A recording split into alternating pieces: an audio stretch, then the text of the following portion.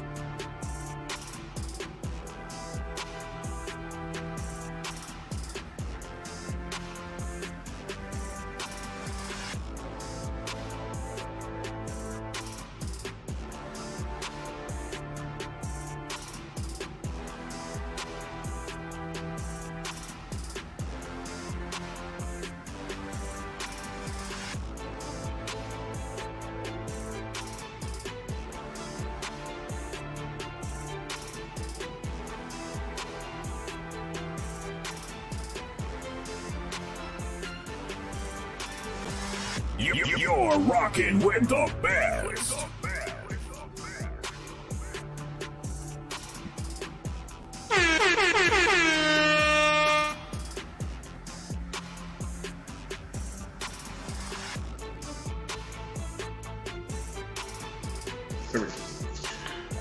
Peace and welcome to the culture here on the Black Star Network. I'm your host, Farajii Muhammad. Thank you so much for tuning in and being a part of the conversation. Folks, we got a lot to talk about. First, let's talk about the big story. 3 men have been charged in that Riverboat brawl that took place over the weekend, and we'll give you some of the details and, more importantly, how this affects the conversation about what happened over that on that historic dock. We'll have that conversation. Plus, Governor Ron DeSantis is going after a second prosecutor. This time it's a black woman who's a Democrat.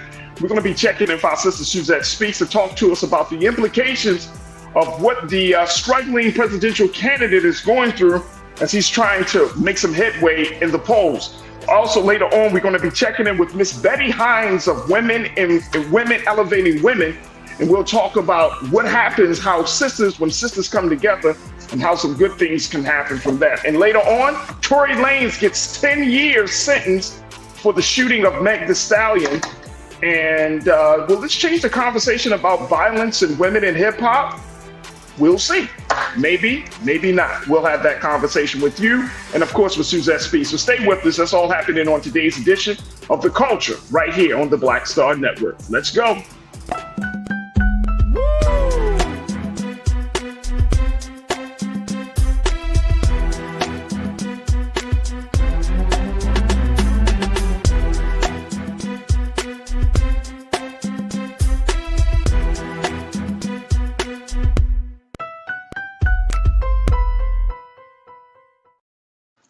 folks, welcome to the culture here on the Black Star Network. I'm your host, Farajii Muhammad. Thank you so much for tuning in and being a part of the conversation. If you are, this is your first time, or if this is your 101st time, welcome back to the show. And more importantly, folks, we want you to join us in the conversation as we are one of the few digital spaces where you can join us in the discussion as we talk about some of the hot topics that are happening within Black America at home and abroad. And folks, we got some good ones today. Now, I'm also going to be joined by my sister in a few moments, my sister Suzette Speaks, who is a talk show host, TV show host, as well as an attorney out of the state of Florida, to give us her expertise on these conversations. But again, folks, no discussion, no conversation is complete without you. So we want you to join us right now. Check into our chat as we are streaming live on many platforms, including blackstarnetwork.com. Make sure y'all go to that one and be a part of the conversation. We're also streaming on Amazon News on your Roku TV, and you can check out Black Star Network 24 hours a day, 7 days a week right there on Amazon News. And we're also streaming on Facebook and, of course, on YouTube. And it's on our YouTube page under Roland Martin, where you can join the conversation about all the things that we're going to be discussing today. So I would love to hear from you, crew. If this is your first time joining us in the chat, trust me and believe me, my OG Legacy Culture crew members, they will appreciate you. They'll welcome you. Just don't get blocked by Pastor Damon Blissett. He has nothing else to do, y'all, except to block you from the block church. All right, so we're going to check. My brother's checking in. Folks, make sure y'all do the same. Check in right now as folks are checking in all over the country. We would love to hear from you and connect you and make sure that we're going to have these conversations. I see that people are already checking in. We got a lot of new watchers in here today. Big shout out to all of the new listeners and watchers today. There we go. Man, oh man, I got a lot of people. Lori, I see you. Ozia Thomas, Cindy D, Tiana, I see you. Ty Brown, Pastor Damon Blissett is in the building. Reggie Patterson Jr., hello, sir. Wise up. Good to see you. Good afternoon to you, bro. Brownstone, hello. Eva Buckham. I'm hoping I'm saying that right, Eva. I hope, don't get mad at me, Eva. I'm Botcham. To make sure I'm saying that correctly. Eva, thank you so much for joining us. Robin Welch, my sister, happy Wednesday. Good to see you. Shalinda, hey fam, how you feeling? You're driving, but you're listening on your way home. Amen. McCole, there we go. McCole Spicer, McCole, thank you so much for checking in. Pretty Brown Mimi, 726. Mimi, good to see you. Lori Parks, my sister, condolences to the family and family members of DJ Cass with the cha-cha-cha slide. Absolutely. Lori, thank you so much for posting that in the chat. Who else we got here? Got Will Spencer. Hello, Will. Big Pill. Chicago was in the house. Big Pill. Thank you so much. PBJ Works One. Hello. Good to see you. Kim K. I'm glad Megan got justice. She deserves it. Yep. We're going to talk a little bit about that. Thank you so much, Kim K. And so many of you are joining us. All right, folks, let's jump into the conversations because that's what you came here for. Let's talk. Let me bring my sister. Y'all see her on her own show, Suzette Speaks Show on YouTube. You can probably see her in and out the streets of Florida. She's always doing something, somewhere, doing something, being somebody.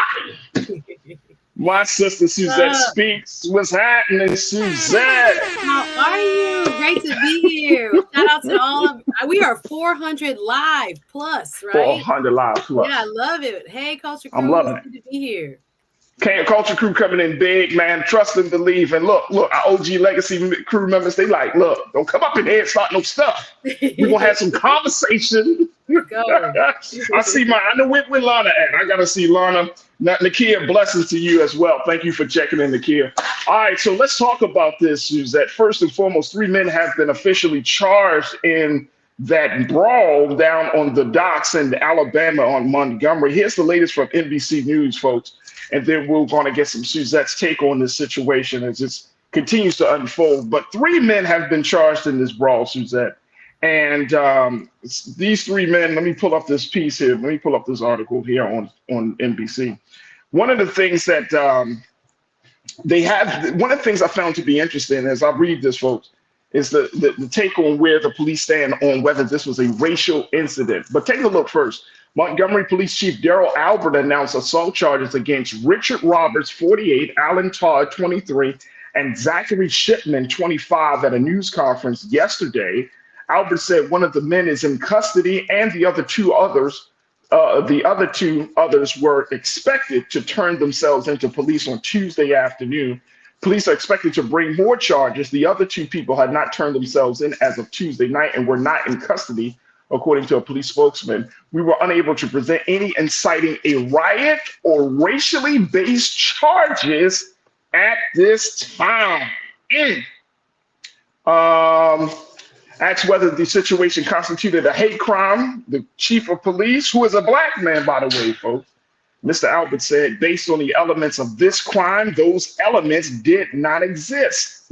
Albert said police are also looking to speak with Reggie Gray, a 42-year-old black man who's shown in social media videos wielding a folding chair. All right, let me hear from my sister Suzette. That's the official word coming from Police Chief Daryl Albert. Again, he's a black man, Suzette. Not the I don't know. I don't know if he gave. I don't think he sounds like he's gonna give the brothers a nod, like, you know, the little nod. But what do you make of this situation and how the police are moving forward with the investigation? Are they doing the situation justice?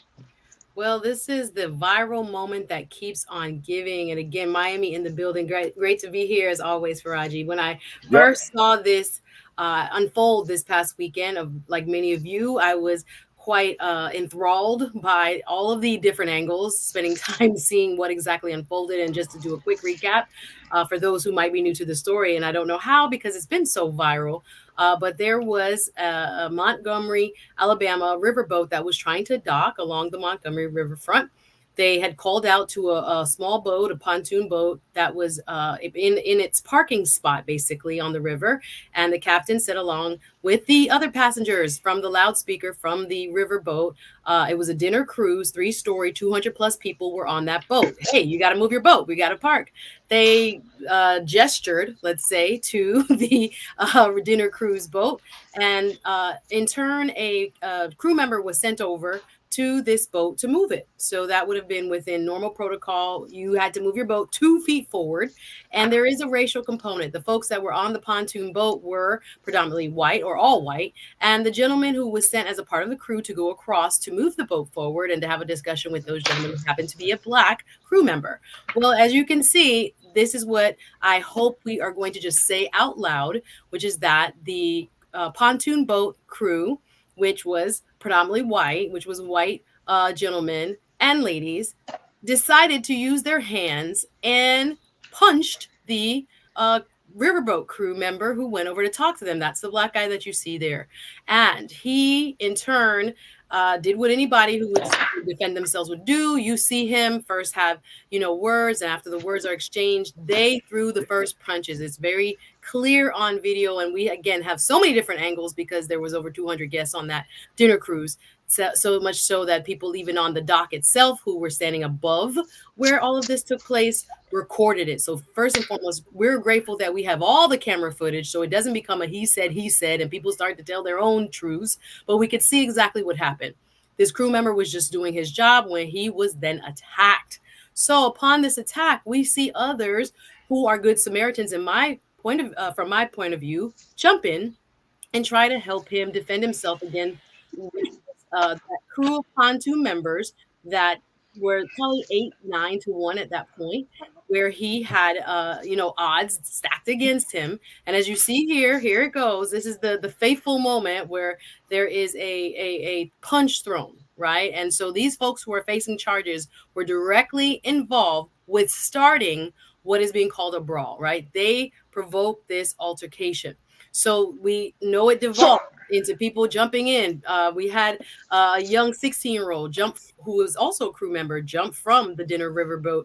Is that the brother from Wakanda? Yes, he has all kinds of names. I've heard Aquaman. I've heard Aquaman. I've heard Dante Phelps or Michael B. Phelps. We're so crazy. Michael B. Phelps. So we have added our own levity to what could have been a very serious situation for us. It could have been. Weapons, thank God. So people were fisticuffs, right? Mano a mano, going at it. Women even going at it in certain parts of this video. So of course it shocked most of us watching this. We're like, oh my gosh, this actually happened. But I think it struck a chord because we have not seen instances where people are speaking up for their rights in real time. See, that's the first punch. That's what we see. The hat goes up. What they say is the bat signal. When that gentleman throws up his hat, he tries his best to stave off what is in fact an aggressive act, right? An assault that is taking place. And then you see people starting to run to his rescue. All right. So here's the thing. I got to take a quick pause. When we come forward, we're going to talk a little bit more about this. I want you to explain something to me, Suzette, as an attorney, as a woman that knows how to critically think through this whole process. I need you to explain something to me when we come back. I need you to help me to understand. Talk to me like I'm a 10-year-old. Stop playing. Stop playing. Talk to me like I'm a 10-year-old, because I got one question. Then we're going to take a quick pause. Crew members, I want y'all to jump into the discussion. How can the police chief say this is not a racial incident? Don't answer this right now, but I need you to help me to understand, because guess what? Guess what? That's how the folks, all of us who've seen the video, that's how we see it. So if the police chief says it's not racial, then that's going to lead to the legal folks, the prosecutor, the defense attorney, and all of them folks to not see it as racial. And that may lead to a possible, not a felony, maybe a misdemeanor to come out of this. See what I'm going with this, Suzette? You see when I'm going? And this is, yes, I just want to get your mind primed for that question. Folks, we're just getting started here on The Culture. Make sure y'all join us in the discussion. Again, we are streaming live on YouTube, Facebook, blackstarnetwork.com, and Amazon News. If you are on YouTube, jump on jump in the chat as we are under Roland Martin's YouTube page. Jump in the chat, and I want y'all to share your thoughts. I got a lot of people that want to say something about this, have been saying things about this, so we want to get to as many of your comments as possible. So, folks, stick around. We're just getting started. It's The Culture here on the Black Star Network.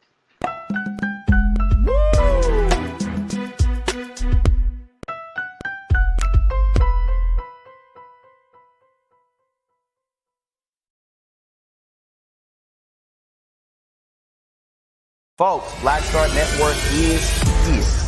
Hold no punches. I'm real revolutionary right now. Support this man, Black Media. He makes sure that our stories are told. Thank you for being the voice of Black America, Roland. I love y'all. All momentum we have now, we have to keep this going. The video looks phenomenal. See, there's a difference between Black Star Network and Black-owned media and something like CNN. You can't be Black-owned media and be scared. It's time to be smart. Bring your eyeballs home. You dig?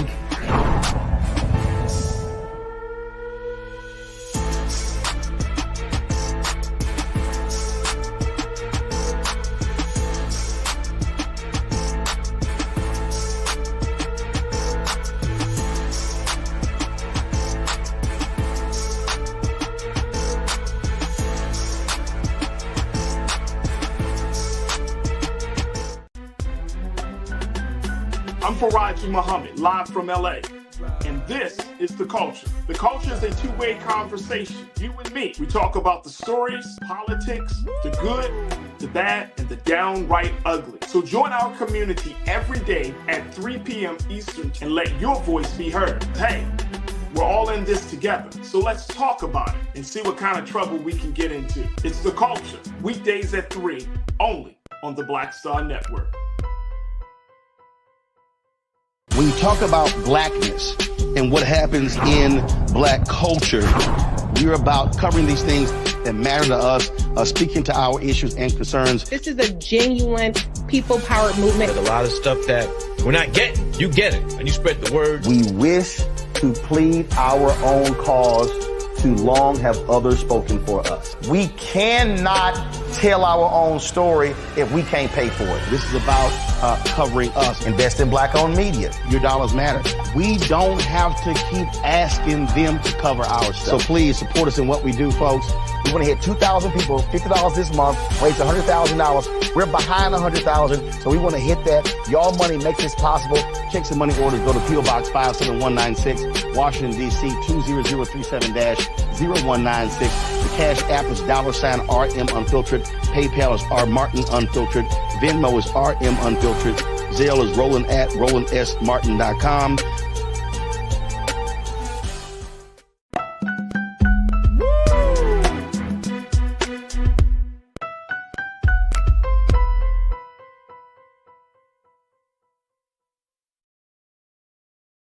All right, folks, welcome back to The Culture here on the Black Star Network. I'm your host, Farajii Muhammad. Got my sister Suzette Speaks, attorney, host of the Suzette Speaks show on YouTube. And Suzette is just breaking it down for us. As we just shared with you, the 3 men have been charged in that Riverboat brawl, folks, from last weekend. And it has gotten, of course, it has gotten all of America, Black America talking. And we've been talking about it. We've had a conversation a little bit yesterday about the situation.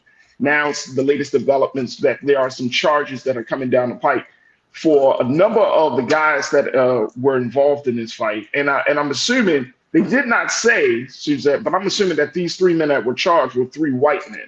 Yeah. Is that correct? So far. But they are, and we mentioned just before the pause that they are looking for that black man. It's interesting. In that NBC News piece, I just thought about this. They said that the 42-year-old, a black man. That's how they wrote it, a black man. But they didn't say that for the other 3 white men. All right, come on. The way this has been covered, Farajii, I've taken issue with it when, I've seen reports, and again, some Black reporters have been saying things like a brawl ensued. And I'm like, it didn't ensue. Somebody precipitated and caused this type of engagement. And we have to call out who did that. And the possibility that it is racially motivated is in fact there. We know the history of Montgomery, Alabama. In fact, Mr. Stephen Reed, their first African-American mayor who holds a job currently, had to, make very strong statements online, just saying that, this type of behavior will not be tolerated in the city, and then everybody will be brought to justice as the shows, right? So we also know, and it's been talked about on social media, the history of slavery there in Montgomery, Alabama, and this actually being a port where a lot of the ancestors of the folks that might have been participating in this, which I call resistance, also came through this port of entry. So this has a very, just the backdrop of where it all took place has a racially charged kind of history already. And I think we are making sure, as we talk about, the possible a hate crime, if you will, that is still being investigated. I don't think they have definitively said there is none. They say they have to investigate further to see if there will be such charges brought against anyone in this case. All right, so let's talk about one of the big dinosaurs or big elephants in the room. This is a racial case. The whole situation really fell along racial lines, Suzette. You had white men first attacking a black man by himself, and then other brothers coming in, and it becomes this whole racial thing. So how does the police chief, a black man, makes the determination, or how does he say that this is not racially a racial situation? Like what is he looking at that maybe we're not seeing? Because according to the rest of us, we're like, oh, this is clearly racial. But he's saying it's not the case. So what happened there? Well, what he has to do is see where the evidence lies, right? Where does it point to? Now, that would include eyewitness testimony from everyone who was there, or those who can give a full picture or fuller picture as to what happened leading up to this altercation, this incident. So what happens when it comes to a hate crime? We have to see an intention, or there must be proof that the act was either partially or substantially motivated by some sort of bias by the person who is perpetrating that. So what is interesting to me, and the facts that I've kind of seen point in that direction, again, they have to continue the investigation to see what other people have heard. But some of the eyewitnesses say that the pontoon boat, that was the predominantly white guys that were, not moving their boat and ended up starting the altercation, that they were hurling racial epithets. Now, if they were calling them, all kinds of names and possibly those that are racially derogatory, then we might start to see evidence that points to what was the intention and the motivation behind their action. But it's very— So wait a minute. Let me make sure I'm understanding here. So you're saying, which I do understand, but then I just want to break this down a little bit. So there has to be proof beyond a shadow of doubt, but beyond reasonable doubt, rather, that the reason that the actions of these white men was because they were racist or because the co-captain is a black man. So that if there has to be witnesses saying that, look, there were some racial epithets that were hurled at this man, and so therefore that precipitated the fight to happen. Am I understanding that correctly? Yes, the standard of what they have to prove is not beyond the reasonable doubt. That is like murder. It'd have to be probably, without further research, gonna assume it's preponderance of the evidence, which is like more than half, 51% likely. So when it comes to whatever statute exists in Louisiana, or if the feds get involved, if there's a federal statute, the level at which they must prove that intent would vary depending on what the law there locally says. I'm not versed on Louisiana law, so I'm not going to speak on what the actual evidentiary standard would be. But you would have to look for evidence that points in the direction of some sort of implicit or explicit bias that goes to the intent of the perpetrator to violate the person and the victims in the way that they did. So language is definitely something that could be used from these defendants to show their state of mind. So we're not exactly sure as to who saw what and who can testify as to what it is that they actually said, but preliminary reports are indicating that they did use racially charged language. So again, that's all alleged. It would be up to the police and this gentleman here, who is the lead investigator, to go as far as to collecting what evidence exists, who's willing to go on record and say, no, this is what I heard, or here's the cell phone video. You can hear them screaming X, Y, and Z. That's what everybody's asking. Bias, yes. So that's what everybody is asking. Yeah, right. Absolutely. Audrey Collins, you checked in. You asked the question, "What about the video?" I think that's the part that you just pointed out.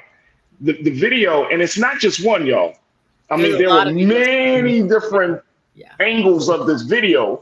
So the videos will have to be examined. They would have to run through all of the footage and then figure it all out as to basically, just like you said, Suzette, they got to see who was saying what. Because in the video that we have been showing here, you can't hear the white people. You can hear black folks yelling and screaming, "Yeah, do the thing, do it!" You know what I'm saying? And giving commentary like we do, giving commentary on the situation. So there has to be they have to take time to figure it out. Now, this video here, this is the other one, Suzette, of course. This was after the initial brawl on the dock, and it spilled over. There was a little lull in the fighting, and then all of a sudden, this kicked off. Yeah. And then you saw a different. Yeah, go ahead. Finish your point. Sorry. No, I was just and it was like, what was the? Now this is the one fight. Like the first fight, we know what happened. This second fight, I'm not sure what's what kicked that off. Like what happened? Was it wasn't like the co-captain was still present. So what happened in this part of the fight? I think it was an ongoing. We're seeing from different angles, and the time period between the two, I'm not clear 100% that there was a lull or there was a very long period. You just pick it up from a different angle. I think it's an ongoing situation that was kind of traveling to different parts of the dock. Not to say that their actions weren't directly justifiable to what had already precipitated, but everybody was watching. So it depends on the time frame. It's hard to tell because this angle picks up at a different point in time, but the difference in when the other, or I guess the initial, which I call it, brawl started, and to where these gentlemen join in, it is to me, it's very hard to make a definitive. Well, it had stopped and then it started again. I don't know that I interpret it that way, but the time period from start to end to me is a little bit blurry. So I don't know if I would comment on it. Like one initially happened and then this one started again. It was to me a continuous action. All right, let me get some crew members very quickly before we take our next pause. Jacqueline Boateng, good to hear from you, Jacqueline. You checked in and said a young white man was hit in the stomach defending the black captain at the beginning of the altercation. Yeah, he was trying to get some other white men off of the brother but he got hit in the stomach by another white male. So you're absolutely right. We'll see how if that situation goes.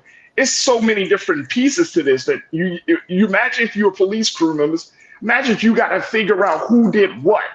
Very, very a lot to get through.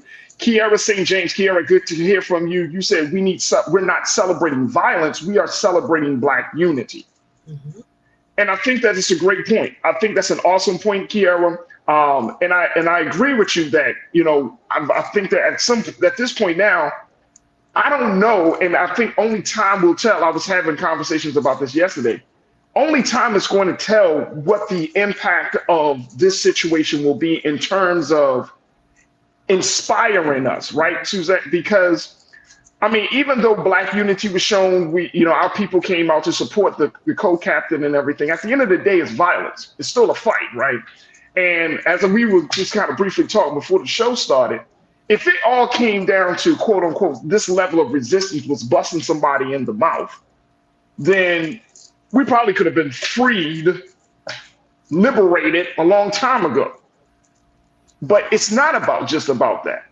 It's a form of violence that we're seeing. But at the same time, what my concern is, and I said this yesterday, and I'm gonna say it again, and crew members, y'all tell me, my concern is what happens after. What's going to happen? How do Black folks down in Montgomery look at this situation, right? Does this help or hinder whatever progress they're trying to make down in Montgomery, even with the Black man down there? You see what I'm saying? What is going to happen to Black folks? Because when stuff like this happens, it brings national attention. We're all jump in. We all got a little say in it.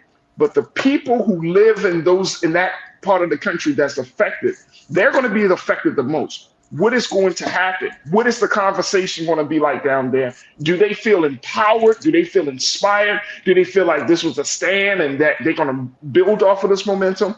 That's the stuff I want to know, Suzette. How are Black folks in Montgomery going to respond to this? Yeah, I think we got to remember we didn't start the fire. Of course not.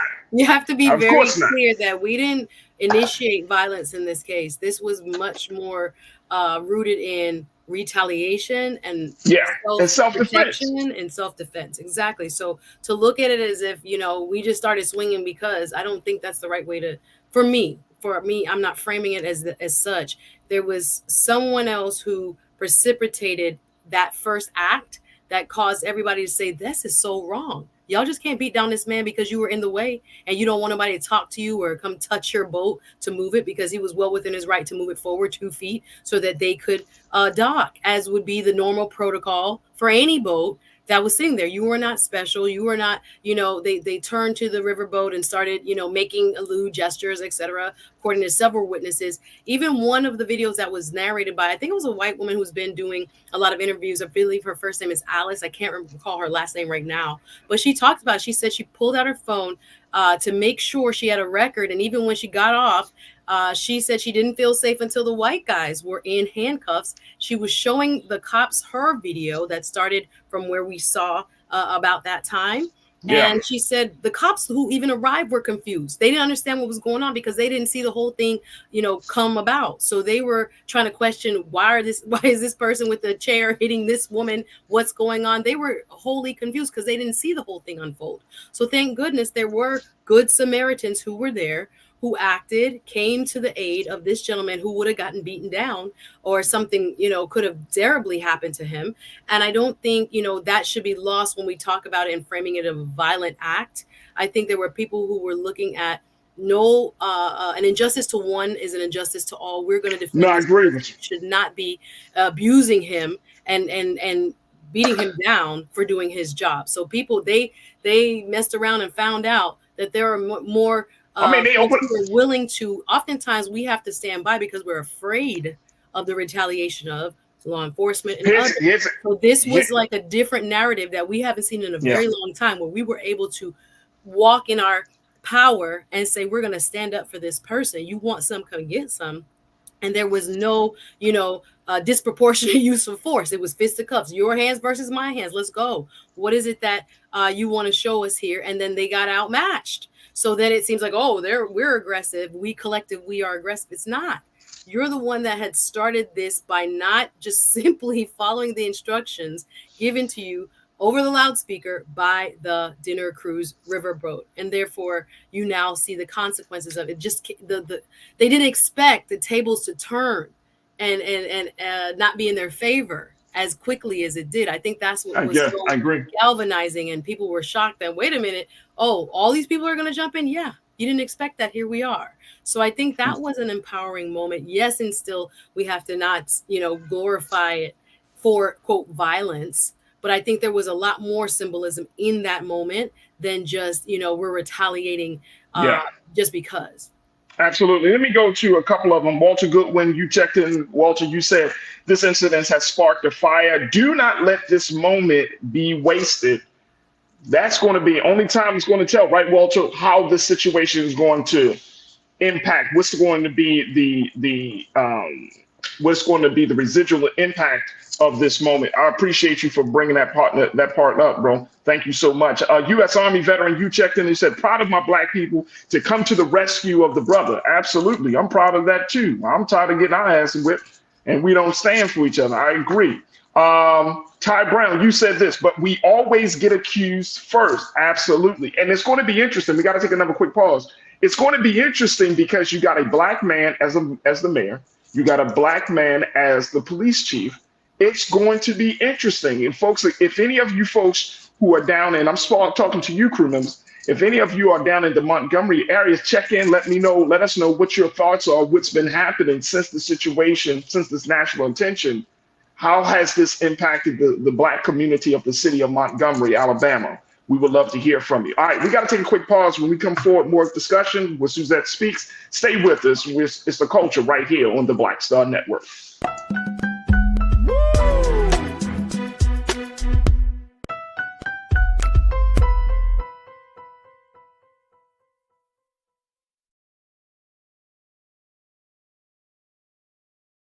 Hatred on the streets, a horrific scene, a white nationalist rally that descended into deadly violence. White people are losing their damn minds. As an angry pro-Trump mob storms the U.S. Capitol, we're about to see the rise of what I call white minority resistance. We have seen white folks in this country who simply cannot tolerate black folks voting. I think what we're seeing is the inevitable result of violent denial. This is part of American history. Every time that people of color have made progress, whether real or symbolic, there has been what Carol Anderson at Emory University calls white rage as a backlash. This is the rise of the Proud Boys and the Boogaloo Boys. America, there's going to be more of this. Here's all the Proud Boys, guys. This country is getting increasingly racist in its behaviors and its attitudes because of the fear of white people. The fear that they're taking our jobs, they're taking our resources, they're taking our women. This is white fear.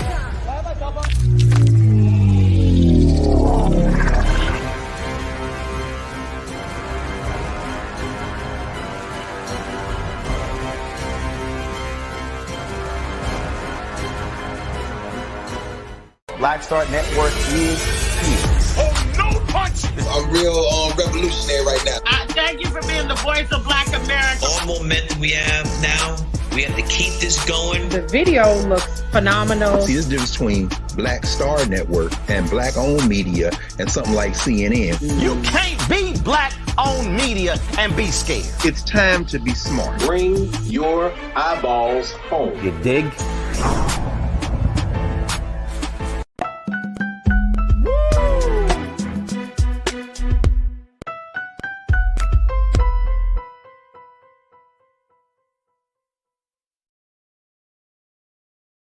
All right, folks, welcome back to The Culture here on the Black Star Network. I'm your host, Farajii Muhammad. Thank you so much for tuning in and being a part of the conversation. Folks, we've been talking about what's been happening with this Riverboat brawl down in Montgomery, Alabama last weekend. And so many people, of course, have checked in on this. And now, folks, we want you to know that if you like this conversation, and you like the feedback, and more importantly, how we're having the discussion, make sure you do your due diligence and continue to support us here at blackstarnetwork.com, blackstarnetwork.com. You can download the app for free. You can, we love to get your financial donation. And more importantly, let's continue to support Black media like never before. And you can also follow me on all social media platforms at The Real Farajii on Instagram, Farajii on all Twitter and Facebook. And I would love to connect and build with you, Culture Crew. Let me just do this. Let's look at, I want to bring my sister Suzette back into the frame. Suzette, so many folks are checking in about this. In looking at this situation, people are saying, Sussex Sandra, you bring up a great point. You said the second half of the melee is where the racial argument starts to be lost, in my opinion. To me, some people came in just to fight and not to defend. That's how I feel about, and Sussex Sandra, thank you so much for posting that. That's how I feel like it got that part. The first altercation was dealt with, then it started into this other place, right? And I'm not sure how the police is going to look at that. I'm not sure how the police are they going to break it up and say, okay, this happened first. Are they going to treat this as two separate incidences, or this is going to be one full incident? And see, this is the thing. That's the thing. I said this, made this point yesterday, Suzette, that for all of our people that are down there who might be in danger of getting locked up, or who have gotten locked up, or any of that, then if we're really taking a stand like they did something, then we should make sure that we support them, make sure they have their legal fees, make sure that they're good on making sure that they can pay whatever bond they need to pay to get out of jail, any bail, anything like that. Like, we need to show a sign of support. That's the real support too. You know what I mean? Yes, defending our brother was one form of support, but then the next form of support is making sure that these brothers and sisters, or mostly these Black men, are not negatively affected, because some of these Black men may never have a criminal record, may be just trying to do the right thing, trying to help somebody out, help their brother out. They get caught up in the situation, caught up in the system. Next thing you know, they got a record. You know what I'm saying? And so thinking about just the other side of that, what's your take on that, Suzette?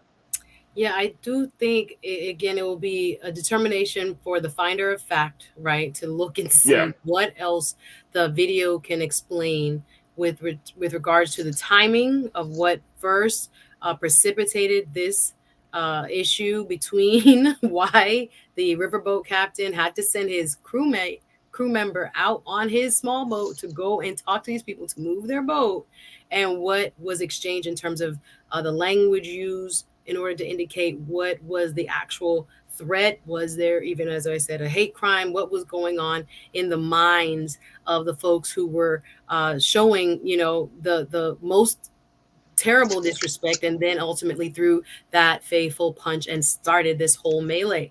So when it comes to, the second half, if you will, or I don't even know if I want to characterize it that way, because I'm not sure of the timing myself and how much time precipitated between what happened in certain angles and then what we saw at the later angles. But I don't even know the full amount of time between the captain pulling up to go park the dinner cruise boat and the people even on the boat yelling, move your boat, and they were totally being ignored until such time as they laid hands on this crew member, and everyone else said, no, you're not going to do it, after 8 or 9 guys were piled over him trying to beat him up. And so I think, as the review of these videos, again, we can play Monday morning quarterback, looking at what that we see. Eyewitnesses will play a big part, in addition to the video evidence, in helping to determine who did what when, and if there was in fact any crimes committed that are not in real time related to what initially happened. But I don't think the time, for me looking at, I think there was like a continuation of a very chaotic scene, and so people were coming in thinking that they were still helping to defend. And I think there are going to be arguments made on both sides. But yes, what I want to actually point out also is that nobody was arrested that first day, right? On Saturday night, these guys were put in handcuffs, according to a couple eyewitnesses, the white gentleman, but they were not arrested. Now we are seeing these warrants being issued, and it says a lot as to the benefit of the doubt that is often given to certain people within our criminal justice system. I mean, that's the privilege, right? You can go home and then that's the privilege. Back if we need you, kind of thing. Where if it was the other way around, that's why people are up in arms with, like, what do you mean? It could have been there would have been a totally different scene if the racial backgrounds of the individuals involved were reversed, right? So it would have looked very different in terms of who would be arrested and what charges would be pursued. But I do think this police chief and this captain has to be very careful, again, with the history there in Montgomery, to try to mete out charges as fairly as possible. But I'm glad to see he has started with the initiators of the brawl. Yeah, absolutely. Lori, you checked in, Lori Parks. You said Stephanie Mills announced Monday that she was giving a benefit concert and all the money will be going to those who might or will be arrested in this melee. So if Stephanie Mills is doing that, then, all power to her. And I'm glad that again, thinking about the long term, and that's these questions come out of organizing 101 for me, Suzette, because it's not just about the one action, it's about the one action and then the follow up and then making sure that you work, you're going all the way through to the process. Because I would hate to be in a situation like this. If I'm down in a situation like this, I'm trying to do the right thing. I'm trying to help my brother. And then I get caught up in a situation. And then all of Black America talking about me.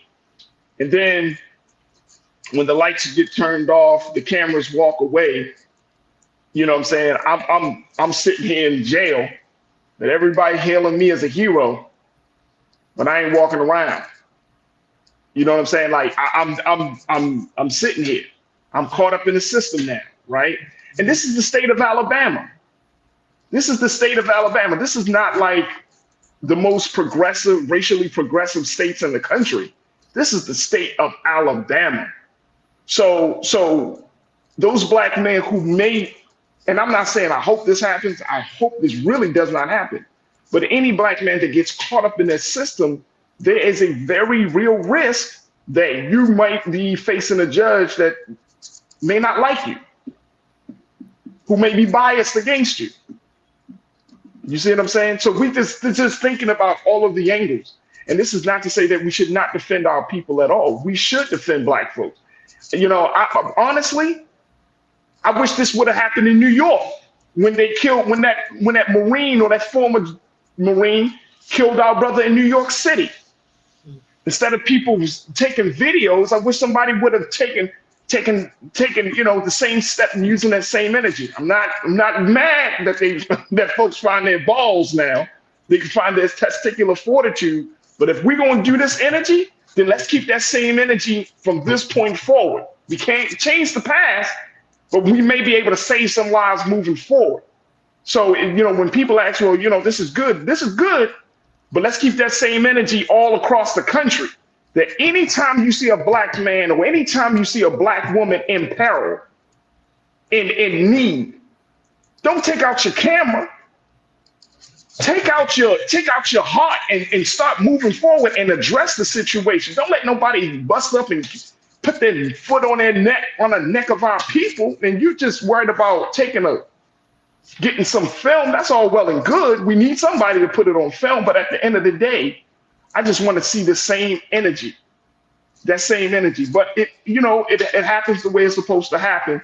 And I really hope and pray that our people, take something from this. Because I know there's a lot of memes right now. And I know there's a lot of gifs. There's a lot of, jokes and stuff about needs to be made. But if we're serious about self-defense, let's keep that same energy across the country, Suzette. That's my only take on it. That's my take on it. Let's keep that same energy across the country.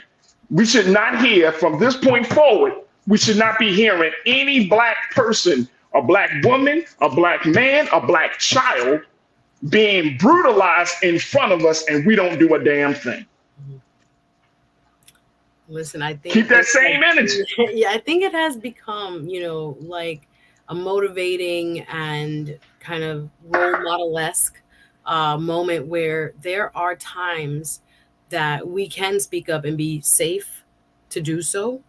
And there are times, though, Farajii, where we have to really think about, the implications of when we intercede.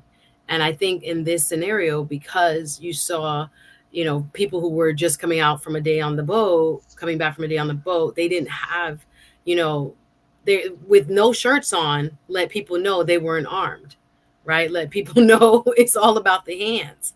So specifically in this scenario, I think it was a little bit, I don't want to say easier, but less dangerous for them to involve themselves, because it was almost like I don't have anything but on me but my body.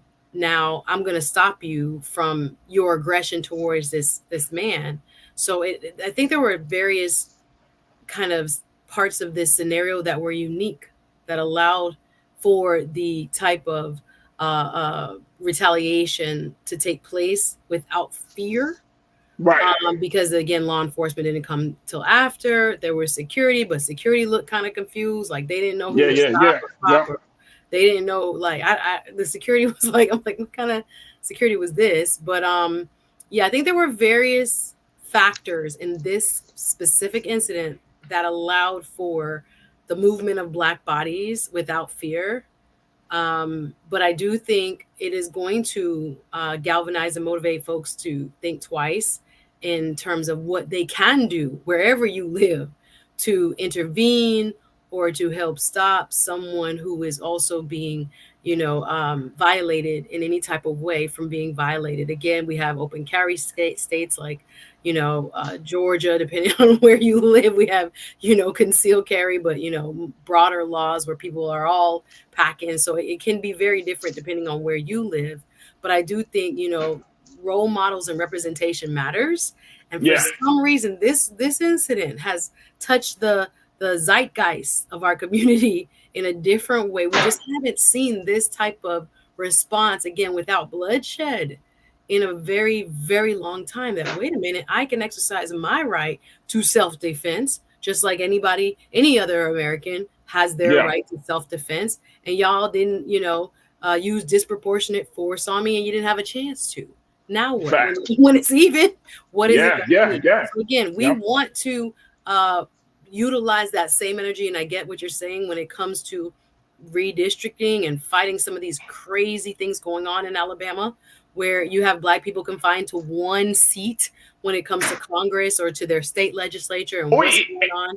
There's so many more issues that we can apply this same energy to. I get what you're saying. And look, and I'm talking about when we see them, how many incidences, and I know we got to take a quick pause, but how many incidences, Suzette, of brutality, whether it's coming from police, whether we saw, like I said, what we saw in New York City with our brother being choked to death. How many incidences do we read about? Do we see video of, right? I don't want this to be what they call a flash in the pan moment. I want this to be a tipping point. If we are sick and tired of being sick and tired, then we need to keep that energy. And it's important for us to not lose fear. Just as much as you want to bust somebody in the mouth, we can use our voice, we can use our bodies to help protect other people. And this is a good conversation for us as Black men, because I know sometimes as Black men, we kind of all over the place and defending each other and our sisters and our children. You know what I'm saying? We want to ask questions first and then go into the action later. But some circumstances doesn't always call for that. It calls for you to take care of the business first, ask questions later. But as men, as women, as Black folks who have been oppressed and have been under the foot of being brutalized, look, man, I'm good for unity, but my thing is, don't let this be a flash in the pan moment. That's all I'm saying. Let's not let this be a flash in the pan moment. If you were inspired by that, crew members, then use that same motivation and inspiration to get yourself involved, whether it's in any type of community activity, but more importantly, get yourself in the mindset that anytime I see our people being brutalized, and my man Real Brooklyn checking, he said, Farajii, it's not just about from other people, it's from Black folks as well. Anytime you see Black people brutalized, beaten on the ground, old women getting knocked down by somebody, whether it's a Black boy or a white man, we have a duty to stand in and protect those who can't protect themselves. That's our duty. So I'm all with this, but don't get weak in 2024 talking about, man, I ain't even know. If we see another black man getting killed where his life could have been spared, but we sitting around waiting and taking film instead of intervening and saving that black man's life, we need to shut the hell up. That's the way we gotta move. Y'all wanna move like that? Then let's move like that. That's all I'm saying, Suzette. That's all I'm saying.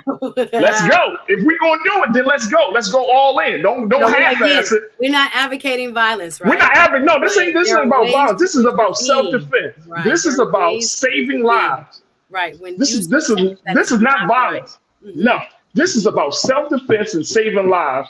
And I'm ready to go all in. If y'all going in with me, if we're gonna go in as a people, in this time in America, then there's something. Then we can talk about, see, with the rest of the country, and I know I gotta pause, but I gotta get this out. What the rest of the country is looking at is all this talk about what happened in Montgomery. How are black folks going to respond if other cases come up, if other situations come up? So that's why I keep saying, only time is going to tell. This is cool for the moment, but let something else jump off a week later. Then you will see. Then we're all going to be confronted to whether you really got that testicular fortitude, or you just like being on social media claiming, but ain't really serious about it. All right, let me take a break. Let's take a break. We gotta go. We gotta take a quick pause. When we come back, let's shift gears a little bit. Check in with my sister Betty Hines. She's talking about women elevating women, women protecting women, doing some great things. Folks, we'll have the conversation about our sisters up next. Stay with us. It's The Culture here on the Black Star Network.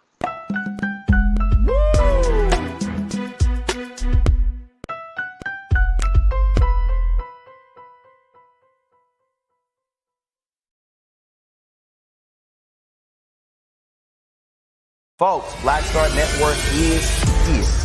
Hold no punches. I'm real revolutionary right now. Support this man, Black Media. He makes sure that our stories are told. Thank you for being the voice of Black America, Roland. Stay black. I love y'all. All momentum we have now, we have to keep this going. The video looks phenomenal. See, this difference between Black Star Network and black-owned media and something like CNN. You can't be black-owned media and be scared. It's time to be smart. Bring your eyeballs home. You dig?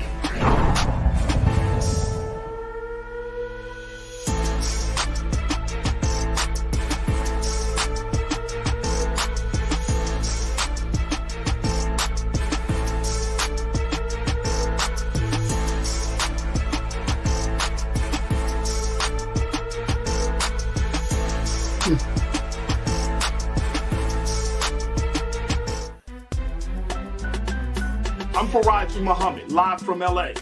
And this is The Culture. The Culture is a two-way conversation. You and me. We talk about the stories, politics, the good, the bad, and the downright ugly. So join our community every day at 3 p.m. Eastern and let your voice be heard. Hey, we're all in this together. So let's talk about it and see what kind of trouble we can get into. It's The Culture, weekdays at 3, only on the Black Star Network. When you talk about blackness and what happens in black culture, we're about covering these things that matter to us, speaking to our issues and concerns. This is a genuine people-powered movement. There's a lot of stuff that we're not getting. You get it, and you spread the word. We wish to plead our own cause. Too long have others spoken for us. We cannot tell our own story if we can't pay for it. This is about covering us. Invest in black-owned media. Your dollars matter.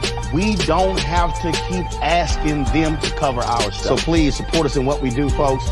We want to hit 2,000 people, $50 this month, raise $100,000. We're behind 100,000, so we want to hit that. Y'all money makes this possible. Check some money orders. Go to P.O. Box 57196, Washington, D.C. 20037-0196. The Cash App is $RM Unfiltered. PayPal is R Martin Unfiltered. Venmo is RM Unfiltered. Zelle is Roland at RolandSMartin.com.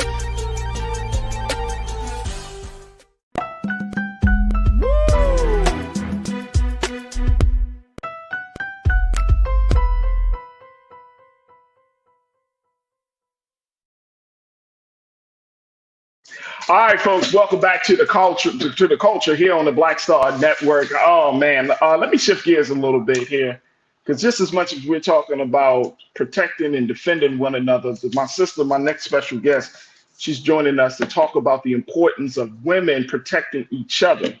And she runs a program, an organization called Women Elevating Women. She's also been working in the financial wellness space as well, but she's here to talk to us about the work that she's doing with Women Elevating Women, and the collaborative pathways they're creating, their upcoming conference, and so much more on how to make sure that Black women are heard, seen, and protected. So I'm welcoming here to the culture here on the Black Star Network, Miss Betty Hines. Betty, good afternoon. How are you this afternoon?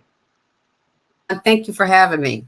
Absolutely. I still got my sister, one of my favorite sisters, man. My favorite sister, my sister Suzette Speak, is still joining us, man. So we're going to have this conversation, Miss Betty. But Miss Betty, first and foremost, I apologize for getting you a little bit late.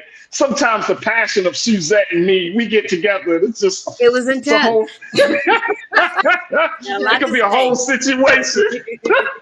Want to go out there and fight somebody. You want to go out there and fight somebody, right?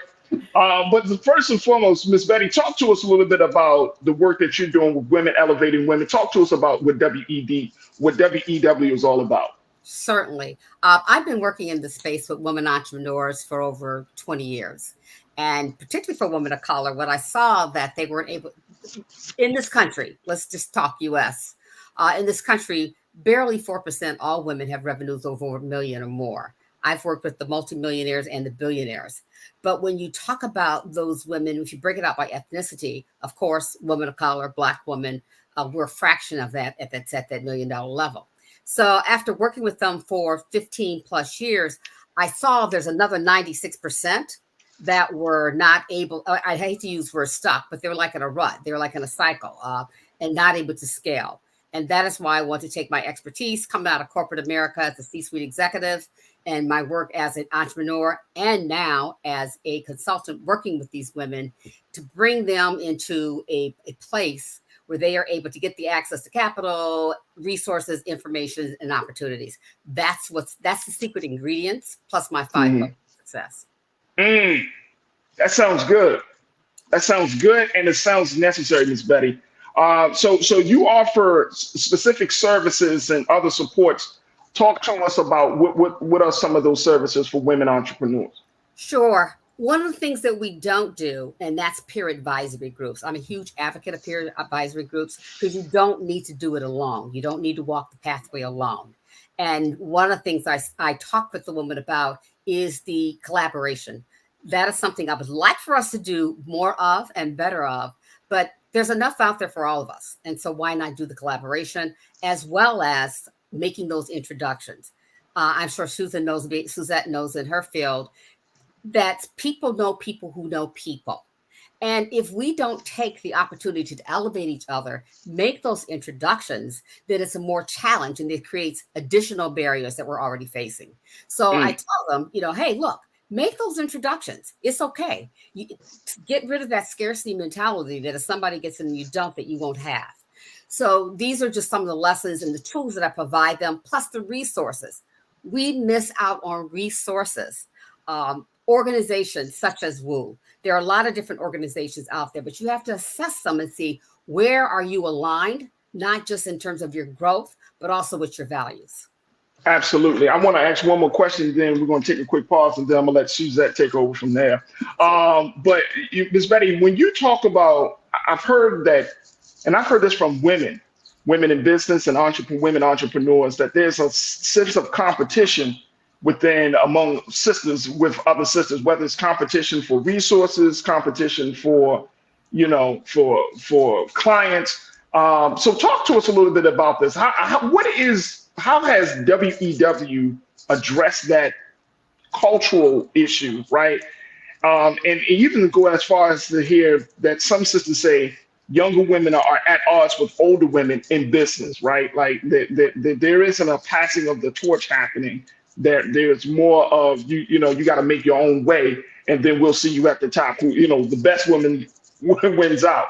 So talk to us about how WEW is addressing that part of the culture. Sure, and that's disappointing to hear, but it is true. I see it all the time. But I will tell you what one of my members shared with me is that you won't be that auntie that takes that favorite sweet potato pie recipe or apple pie recipe to her grave.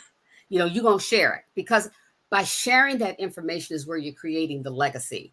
But if you take it with your grave, we all got their auntie or uncle barbecue sauce recipe. When they take it to their grave, that's when the information ceases, and that's when it dies. And you cannot scale by keeping that information to yourself. So yes, some of us have that, but by demonstrating to them, giving them examples, bringing them to conferences where they see these women who are running, women of color, who are running 100 million, 200 million, 300 million, 400 billionaires. I had 4 billionaires and 3 of them were women of color.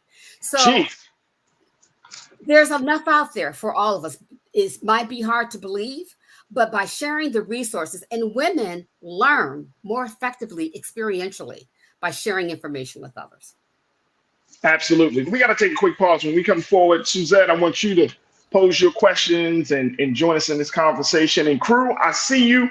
I see so many sisters are a part of the crew today, and I would love to hear what y'all have to say, as we've been talking to Ms. Betty Hines, who is a business strategist. She is she's one of the great founders of Women in Elevating Women, an organization that is dedicated to helping and supporting women entrepreneurs.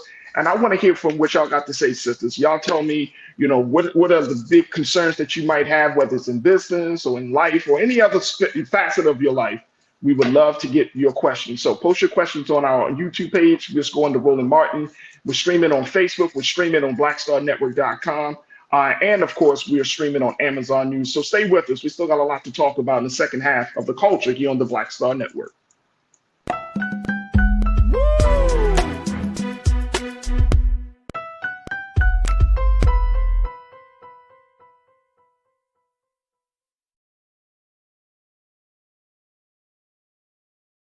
Folks, Black Star Network is here.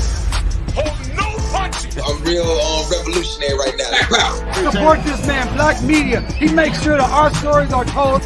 Thank you for being the voice of Black America, Roland. Stay black. I love y'all. All momentum we have now.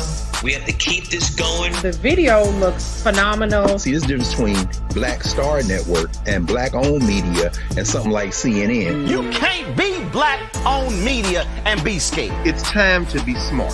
Bring your eyeballs home. You dig?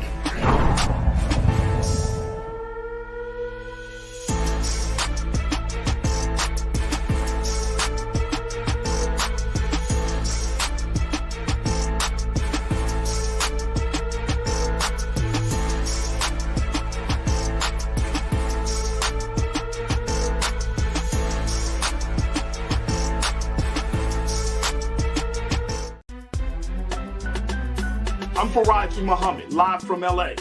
And this is The Culture. The Culture is a two-way conversation. You and me. We talk about the stories, politics, the good, the bad, and the downright ugly. So join our community every day at 3 p.m. Eastern and let your voice be heard. Hey, we're all in this together. So let's talk about it and see what kind of trouble we can get into. It's The Culture. Weekdays at 3, only on the Black Star Network.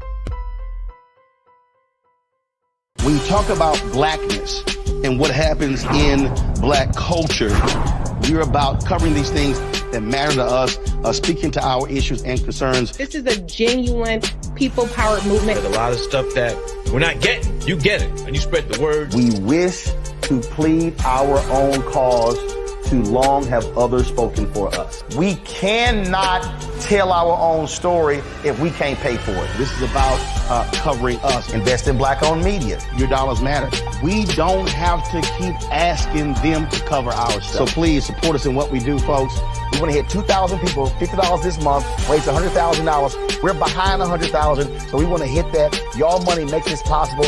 Check some money orders. Go to P.O. Box 57196, Washington, D.C. 20037-0196. The Cash App is $RM Unfiltered. PayPal is R Martin Unfiltered. Venmo is RM Unfiltered. Zelle is Roland at RolandSMartin.com.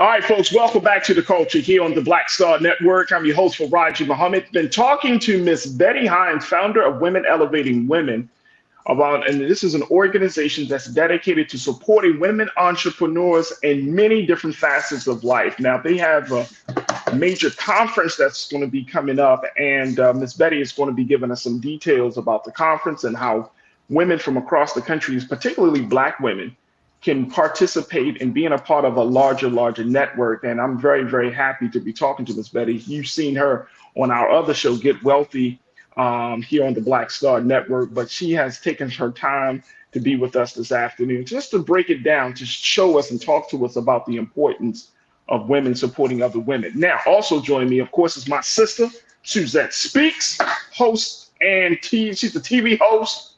She's an attorney. She's an entrepreneur. She does it all, Betty.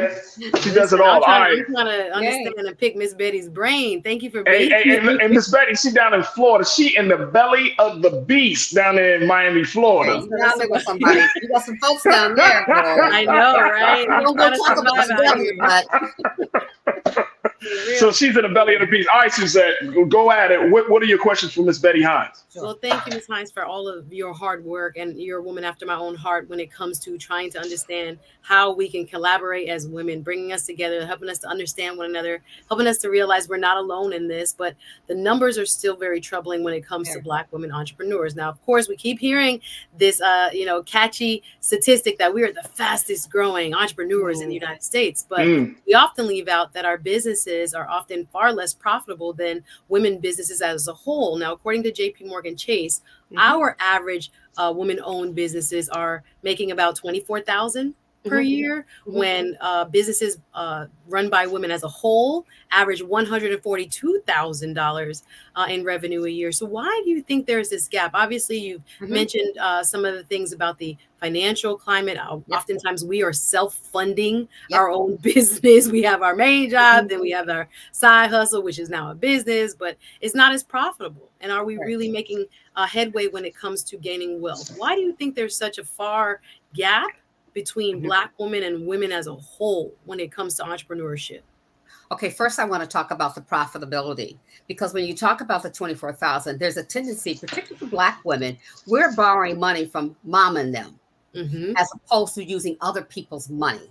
Because particularly if you're trying to scale your businesses in the early stages, startup operations, or those who are at the six figures, you're trying to scale your business. And so you hear the phrase a lot about access to capital. And I almost want Black women to take that out of the vocabulary, because first, do you understand what you're trying to access? Because there is access to capital, there's venture capital money, there's angel investors, but you need to understand what you're trying to access. So when you go to the bank or you go to anybody trying to get that financing, there's a checklist that you need to have ready to make sure that you're ready to access them. Because particularly for those women, those businesses that are, in my opinion, that are six figures or under, you might not, personally, I would not encourage you to get the VC or the angel investor money. You might just want to go to your bank or get an SBA loan. So it's having a better understanding of the tools and the resources that are out there. That's not the only thing. That is definitely not the only thing. We need to know how to do the presentation to the investment community, and the investment community needs to get rid of some of those barriers and their biases, particularly when it comes to running Black businesses, because we do a different type of businesses. But yes, there is that gap. And in my opinion, the only way we're going to see that a gap dissipate or diminish is when we start learning how to work together. We have got to change that mentality that we have to have it all. Like I told one of the ladies when she was going after a contract, I'd rather bring other people in. I'd rather have 1% of 100 million than zero. You can do more, and you don't have to be only at the top, but you can do more if you work collaboratively and make introductions for each other. And one of the other biggest challenges that we have when we're trying to get that money, and that is what I call in my communicate pillar, is being able to brand. I tell women, if you want to be a company and get the money, look like a company. Take that selfie off your website or even on your LinkedIn profile. Wow. It is important to have the personal and the business brand. And also what we lack and we don't do a job well enough is that communicating. We're very humble. Women are very humble. You get an award, you go, oh yeah, I got that. No, talk about that. Do a press release. Make sure if you don't do the social media, because I don't do my social media, there's virtual people. Get college students, get someone on board to brand you and to brand your business. You cannot scale, be profitable, and grow if you're a secret agent. And we don't do that well. We don't know how to brand ourselves. We're very humble about that. It's okay to be okay. Miss Betty, let me ask you this, because I think this goes along with the question that Suzette has. There are a lot of younger women that I see, especially on social media, that are doing entrepreneurial things, but I don't know if they're actually taking the necessary steps to quote unquote, really legitimize their business. They do the stuff on the side, whether it's cosmetology, they might do hair, they got a lot of other skills, and I see it from younger women. But talk to us about like the importance of doing the paperwork, making sure that your business is actually legitimized by the state that you're in.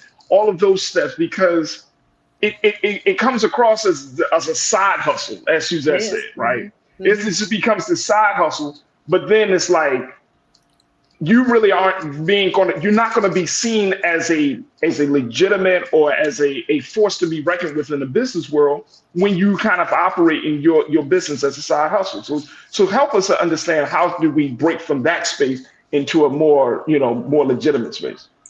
First and foremost, we got to get rid of this divisiveness, the younger generation against all. There are things that I know and I do well, and that's just through experience. But don't doubt for a minute, I have the young people doing my social media.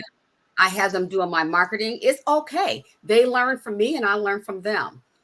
As women, we've got to get past it. We have to know it all. You don't have to do it all. You don't have to be the cook, the dishwasher, and everybody else. And so you bring people on where you don't have the strength base. Do your own personal SWOT analysis, to start with, and do it. You do it on a business, do it on yourself, and be honest.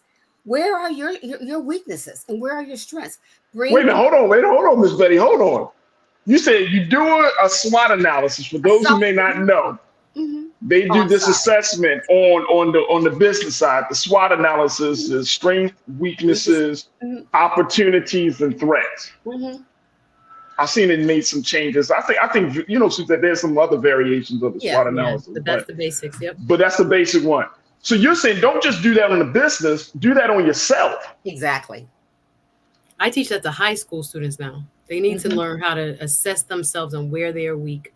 And oftentimes we think as Miss Betty has just pointed out, we have to be good at everything.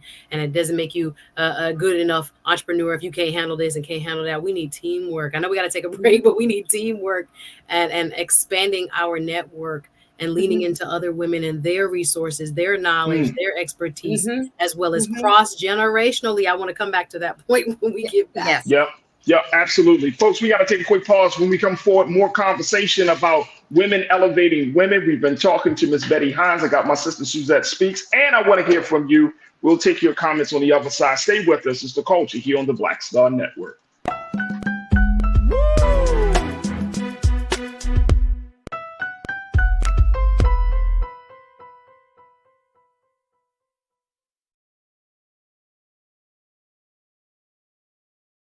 Folks, Black Star Network is here. Hold no punches. I'm real revolutionary right now. Support this man, Black Media. He makes sure that our stories are told. Thank you for being the voice of Black America, Roland. Stay black. I love y'all. All momentum we have now, we have to keep this going. The video looks phenomenal. See, there's a difference between Black Star Network and Black-owned media and something like CNN. You can't be Black-owned media and be scared. It's time to be smart. Bring your eyeballs home. You dig?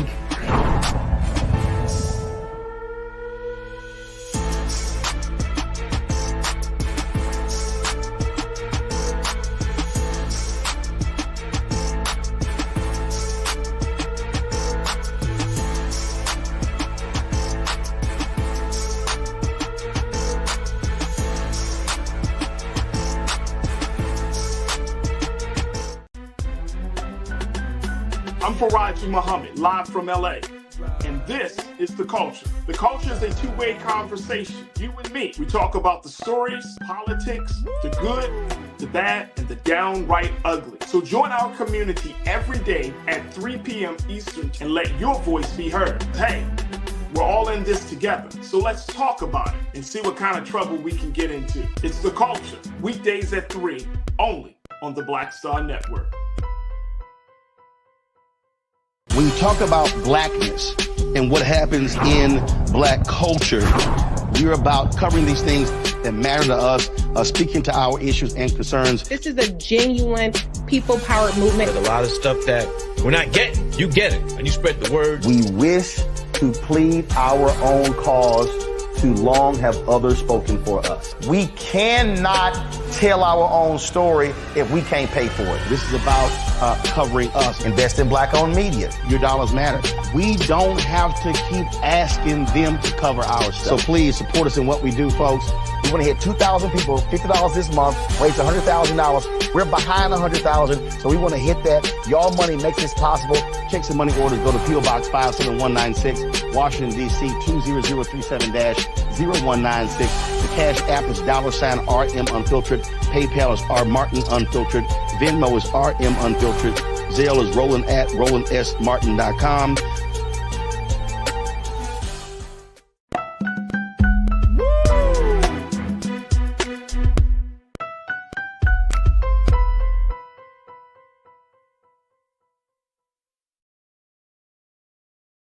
All right, folks, welcome back to the show. We've been checking in with Miss Betty Hines, the founder of Women Elevating Women, as she talked to us about what she and her team are doing to support women entrepreneurs in the market, in the landscape. And we also been checking in with my sister, Suzette Speaks. Suzette and Miss Betty, I want to kind of get back to that point of where we are. And I think, Suzette, you made this point of intergenerational conflict, right? Or cooperation, whichever. I hope it will turn to cooperation, because there is a tension, right? I posted a meme on my YouTube channel that says something like, I hate going to work. It was a joke, of course. I hate going to work and you're 21 years old and your biggest enemy is like 53-year-old, Susan from HR. Like, we really need to kind of reevaluate the mentorship piece when it comes to all the different generations that are in the workplace. I think sometimes, especially, because we've come up on the rough side of the mountain, we want everybody to experience the hardship and the pain and the struggle. It's taken many of us 20, 30, 40 years to get to where we are. And I respect that struggle. And I don't expect anybody to hand over the keys to the kingdom, so to speak. But there is always some sort of, I think, missed opportunity due to this kind of idea of, you better stay there and pay your dues. I don't want to accelerate, another woman who might be younger than me, who might have, the resources, the money that I didn't have to start what I was doing, et cetera. I think there's oftentimes this tension. And I wanted to ask Ms. Betty about the fields of and industries that we are selecting as Black women, because I'm seeing online, there are stats that we spend, 60% of us spend less than 40 hours a week in our businesses, right? So that suggests that we have other responsibilities, that we, again, have a main job. We're in corporate. We're trying to balance. We're trying to figure out, is it worth, and I've been at that crossroads, leaving your job, can I do it? And what will my life look like if I'm depending on me, right? So I think, I want to ask you about the industries that we are starting in, and are we choosing industries that you see 6-figure up to 7-figure and more trajectories in? Do we have those skills and expertise to be moving in that direction? And again, I don't know about that collaboration piece, if you want to touch on that, but I think there's a lot more that we can do to really be a sisterhood. I keep telling women, I'm like, sometimes don't let that sisterhood fool you, because a lot of people not looking out for you. They're afraid that you're going to do better than them, and they want to be as successful as you, but if you pass them, it's a problem. So talk about what our industries are and where we can be looking so that we can get our money up and hopefully the long-term gains that you talk about. Well, let me just say this in terms of the industry. I have seen women. In fact, I just had a conversation last night with a woman. If I mentioned her product, you're familiar with it. She's doing over $40 million a year. Women, when you come to beauty products, that area, people say, oh, well, that's not making money. Oh, it's people making. Women spend a lot of money in beauty products. And I'm talking about the women who are in Canada. I have women who have products here that are trying to take it over into Dubai. So it's not necessarily the industry that you select, it's how you execute. And that to me is critically important. I have women who are right now, I'm thinking one of the ones over 20 million, and that's in home health care. Do you realize the number of our generation who are aging? They're going to need some health care. What about and we're caregivers. There are a lot of women who are in that field who are helping with the caregivers. That is a multi-billion-dollar operation. So it's not necessarily industry, and technology is always there. You're always going to have your technology and those standards, but whatever you feel is your gift and your purpose, that's where you need to excel. And that's where you get and you devise your strategic plan, and then you do your business plan. That's your daily operation. And in terms of intergenerational, the younger generation, you can't keep it. There's so much out there. Look at all the social media platforms. Just 3 weeks ago, I had someone present on Chat GPT. Now, some people are like, oh, so what's that? I don't want to do that. I did not know it. My young daughter was saying, Mom, you need to be doing this. You need to be doing this. I'm like, what does she know? I was amazed. It was life-changing. So you need to be open if you want to grow. You can't grow just like the fist. You can't, if you have a closed fist, nothing can get in and nothing can get out. So you have to be that way mentally as well. You have to be open to new ideas and suggestions. And I welcome them. I welcome the young adults bringing me information and resources. They're there, and we need to prepare for the future. Absolutely, Ms. Betty. We got a few moments left with you, and I want to take a couple of. We got a couple of folks that checked in from our crew. The infamous Kiki. Kiki, good to see you. You said I'm all about Black women empowerment, but that starts with personal and self-defense and weapon training. Love this discussion, though. Women She's are, right. right. Oh, yeah, absolutely. And the other thing that we need to do is to take care of, one of my pillars is courage. We need to take care of our health and our wealth, because poor health, poor wealth. And we don't do enough of that. We don't do enough self-care, like mental health as well, mental and physical. It's a stigma. We need to get past that. Absolutely. My sister Janelle Fields checked in, and she was talking about the SWOT analysis: strengths, weaknesses, opportunities, and threats. She said you have to learn how to be the CEO of your own self. I love that. I absolutely love that. And ask for help. And ask for help. Don't embrace that. Know everything. Right. Because just because you're a Black woman don't mean you know it. That's right. Just because you got I didn't even want to get beat up for saying that, but you know what I mean? You might got a couple degrees, sis, but you might still need help. That's how it works. You need some help. Especially if you're person in your family out here doing it. A lot of times we can't ask our parents. They hadn't done it yet. So we need. That's very true. Yeah. That is very, very true. Ms. Betty, we got a couple of moments left. Talk to us about your upcoming conference. Yes, I'm excited about that. A partnership was announced in May with WOO, Women Elevating Women, Women Presidents Organization, and that's an organization of women entrepreneurs, privately held. Their aggregate revenues are about 24 billion, and JP Morgan Chase. And what will be what the sponsor is JP Morgan Chase. That's going to be at my conference in Minneapolis, September 18th to the 20th. We are doing what is called the Entrepreneurial Women of Impact Awards. Now, we used to do the Women of Color Awards, something that I launched back in 2010, but that terminology is getting a little bit dated.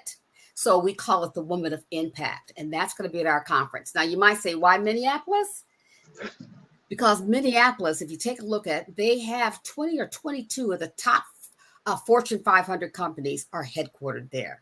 So I have to my madness. I'm trying to get some of them exposed to us, and to use some of those dollars.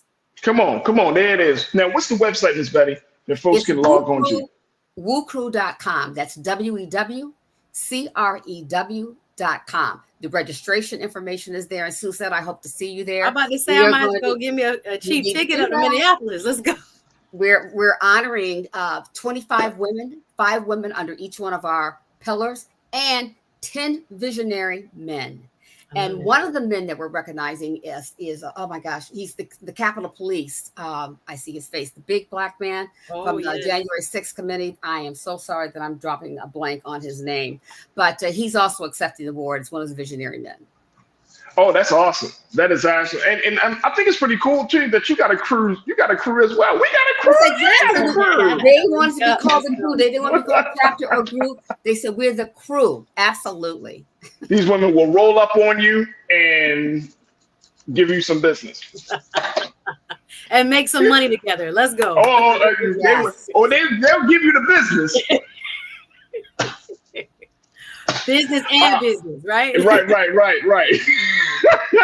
Miss Betty, you know what? This is all fantastic work. You have been doing this work for a long time, but you have been empowering women all over the place. My final question to you is, what role can men play in this whole process of elevating other women?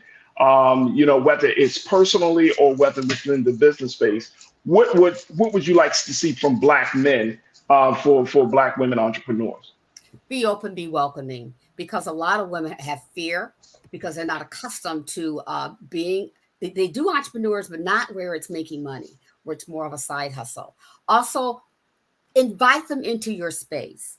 Invite them into your sessions, into your meetings, just like I'm honoring 10 visionary men. And these men are coming from all over, from Canada, from all over the globe. They are coming in to be welcome.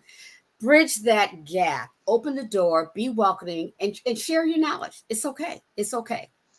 That is absolutely okay with me. Miss Betty Hines, founder of Women Elevating Women. Make sure y'all go to her website, folks, woocrew.com, to find out all the information about the upcoming Elevation Acceleration Conference in Minneapolis, happening later on this year in September. And you want your face in the place. They're going to be doing some honoring, they're going to be giving out awards, but more importantly, they're going to give you the news, the information, the resources for you to be empowered.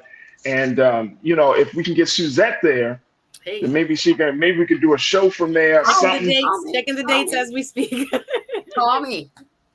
You know what I'm saying? Maybe we could do something, but we will see what we can do, what we can work out. But Miss Betty, I thank you so much for the great work that you're doing, supporting women entrepreneurs. But most importantly, thank you for being so good for the culture. And thank you, and keep elevating. Thank you. All right, folks, we got to take a quick pause. When we come forward, let's talk about Tory Lanez, who got sentenced for 10 years for shooting Megan Thee Stallion in the foot. My question is, does this change the conversation about women and misogyny in hip hop and violence? Stay with us. That conversation is up next here on The Culture on the Black Star Network.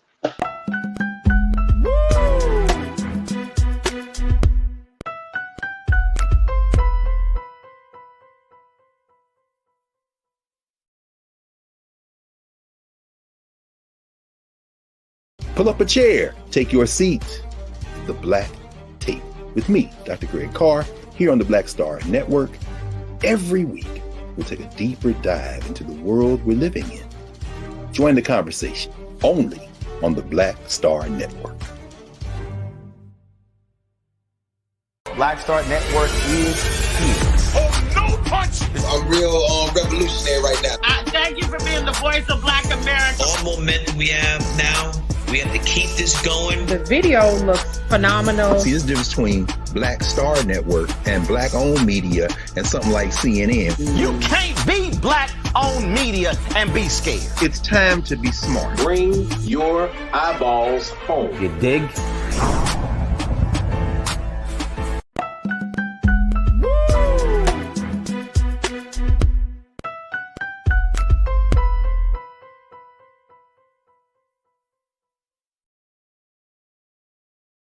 All right, folks, welcome back to The Culture here on the Black Star Network. And for today's final conversation, I want to talk about the big hip hop story where hip hop artist and singer Tory Lanez, whose real name is Daystar Peterson, he was officially sentenced to 10 years in prison for the shooting of Megan Thee Stallion in the foot.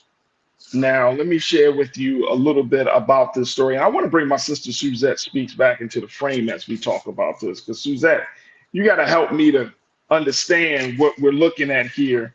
And more importantly, the impact of this particular case. We've heard about cases before, but this seems very like, whew, this seems to like it's sending a very strong message. So of course, we're talking about when Tory Lanez and Megan Thee Stallion were here in Los Angeles. They were coming from a party one night, got into a verbal altercation. They both had been drinking, and the story is that she was kind of seeing him and dating him a little bit as well. But they got into a verbal altercation in the back of an SUV at the end of, and I think it was like Grammy night 3 years ago. It's crazy. It's been 3 years. But they got into an altercation. He pulled out the gun, started shooting while he was intoxicated, and essentially shooting her in the foot. Now, the situation could have certainly gotten worse. He's actually already serving time in prison for the illegal possession of a firearm and reckless endangerment and some of the other charges stemming from that. But then now with this situation, this latest sentence, this is going to be added. So now he's looking at doing 10 years in prison. The prosecutor were trying to actually get him sentenced for 13 years. And I think a lot of the charges that he was facing, those three main charges that he was facing, 3 felony charges: assault with a semi-automatic firearm, carrying a loaded, unregistered firearm in a vehicle, and discharging a firearm with gross negligence. Those charges actually had the carried up to over 20 years. I think it was like 22 years I saw, Suzette. But he came out of the courtroom yesterday with 10 years, needing to do 10 years. So how does this thing play out? And more importantly, does this change the conversation about misogyny, women, and violence in the music and culture? That's a very loaded question, sir. We'll start with. I know it's loaded. I know this is Wednesday, though. There's so many parts to this story, and again, I don't think there are any quote winners here. Of course, we saw a conviction just this past, or in July, I believe it was, and now we're looking at the sentencing portion of this case against Desar Peterson. So looking at what he faced versus the time he is now received, there are people that think that it is too lenient, others that think he should have gotten more. As you said, the prosecution was trying for 13 years, asked the judge for 13 years. In his defense, he had made some very interesting arguments about his alcohol use and abuse issues. His defense counsel even brought up that his mother had passed away when he was 11 and that he was still suffering from PTSD. When you see these sentencing portions of the trial, you see everything is brought up in order to see if the defendant can be given any type of reprieve. So the judge didn't buy it, though. The judge did not buy that he had substance abuse issues or any other PTSD or other reasons as to why he behaved in the way he did. He thought there was culpability and maybe perhaps there was not enough remorse, as the victim impact statement stated that was submitted by Meg Thee Stallion. So Megan Thee Stallion talked about how her life has not been the same, I'm paraphrasing, since that fateful night, how she has been, as you have pointed out, the victim of online terror in many ways, depending on the comments that were made that were not kind is a very light way of putting it, but often abusive when it came to her being a woman who is sexually empowered in terms of the music that she shares with the world, but she's nonetheless a human being, a real person, right? Who has these feelings that are, as she put in her own words, of feeling harassed and unprotected and made to feel like she was nothing, as if she had made it all up. And of course, people took issue with the fact that she had initially told the police that she had cut her feet with glass, trying to protect him. And then they found the shards of bullets in her foot. So that oftentimes when victims of such violence, initially come forward, they are afraid. So there were twists and turns in this case. The conviction, as you've stated, was something that I don't think people were really too surprised about. But of course, now that we have the 10-year sentence, I think we're back at the starting point of how this all happened after Kylie Jenner's party, and what it seemed like was some kind of ego-driven reaction to Meg, or what was being stated between the three of them, etc. It's still not an excuse to pull out a gun and shoot at somebody. right? Oh no, and So not he at had all. his day in court, and now we're looking, and we're possibly maybe even facing deportation. He's a Canadian citizen, so there are Damn. many other parts to this as we can unfold, talk about it a little bit more. Talia Hall checked in. She said he was very reckless in carrying an unregistered firearm. Don't know if it will change the culture of violence amongst some. He definitely needs help with the alcohol abuse, etc. So yeah, I mean, he was definitely reckless. There were so many different facets of the case. I mean, just Megan's credibility was questioned. She was shouted out in a couple of songs, whether it's from Drake or from DaBaby. She was kind of dragged through the mud a little bit. But so is this a sense of vindication? You think, is this a sense of justice? You said that there's no winners in this situation. You're right, but does this feel like justice? Because some people are saying, and who else I saw this? They said 10 years. Oh, Chris Big. Chris, good to hear from you, man. I ain't seen you in a minute. Chris, you said 10 years is crazy considering Amber Geiger got the same sentence for murdering Botham Jean. Black men need protection. So is this justice?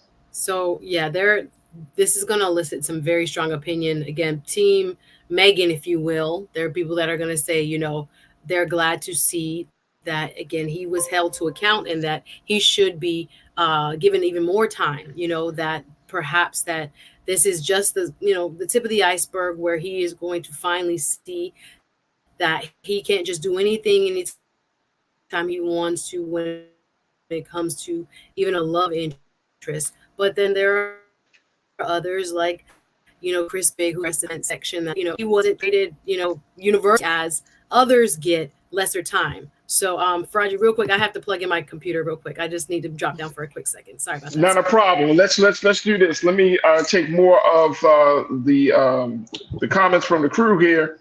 TK, you said the sad part about this whole thing is that she was injured no matter what side you were on. It wasn't fair to her. Also, B stocked August for no reason other than him not wanting to shake his hand. That is the sad part. She was injured. Now, I think it's crazy, and this is just, to use a term from feminism, it reeks of patriarchy when a woman is injured, a woman is the victim, and yet she, in the course of the conversation, she's blamed. She's the one that is seen as the source for the reason for her to be shot. People are blaming her for taking down a black man. Look how crazy this all sounds, crew. This sounds absolutely insane that some people, oh my gosh, if Megan wouldn't have said anything, he wouldn't be going through this. The man shot the woman in the foot. It could have been even more fatal, Suzette. That's the thing. It could have been fatal. Absolutely. Because they were both drunk. They were arguing. They were in a small compartment of the back of an SUV, and you pull out a loaded gun and you doing all this stuff, bop, bop, bop, and it could have been fatal. But we blame the sister. People say, oh, well, her credibility, she was sleeping. What that does that have to do with anything? I don't understand it. That's why I'm saying I'm hoping that it would change the conversation about misogyny, about how we listen to women. Do we believe women? That conversation. But come on, man, we got to break out of it. Comment sections that are full of questioning her credibility, her sexual expression, whether or not she should have his back. We have this hip hop narrative. You got to be my ride or die chick, so you got to cover for me, and we don't want to see a black man go down at any cost. But then there is a reality that when it comes to especially domestic partner violence, there's escalation. She probably got away from a very dangerous situation. If somebody would take out a gun and shoot at you, whether inebriated or not, whether dealing with other issues or not, it is a very volatile and very dangerous situation for both parties. So, maybe this happening in the public's view, where it was something that could not be, covered over, spared them both from further destruction, if you will. But there are going to be a lot of people, again, that think that because of how she expresses herself through her music,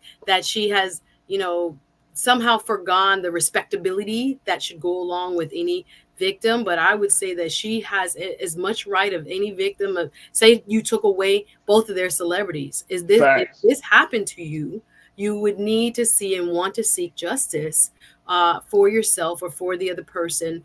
And again, looking at his family and seeing all the reaction that they've had throughout these 3 years, you know, it tears at your heartstrings that it got too deep within both of their camps. It has affected everyone, but it doesn't take away the fact that, you know, a crime in fact was committed, and that a crime of this nature, where it is a violent crime using a weapon that was unlicensed, right? It was just dangerous all around. So take away fandom, take away emotion, just looking at the facts of the case. You know, there was a wrong that was committed, right? Somebody broke the law and needed to be held to account. So whether you agree with the amount of the sentence, of course, you know, there's going to be people who have all kinds of opinions. But again, this is what the judge thought was fair. Absolutely. And I think that it sends a strong message as we wrap up today. But I think it sends a strong message, Suzette, that you can't keep doing this. Now, this is coming from the justice system. But I think the stronger message should come from us as the culture, right? Like, we should say, that's not acceptable. I get it. Your mom passed away and all of those. My mother passed away when I was 10. So I get it, that the impact of all of these things, and you got all of these other shortcomings and all of this stuff. I get it. But it does not take away from the fact that on that night, you know the difference between right and wrong. You know the difference between taking a life or giving life. Like, these things are just standard. So just as much as people want Megan Thee Stallion to be of a certain person, have a certain thing in her head, Tory Lanez needs to have the same thing. And then the crazier part is that after, you know, I think when this all stuff just eventually came out, that he was like intimidating her and all of that. This came up in the court proceeding. He was intimidating her and all of this. This is just absolutely insane.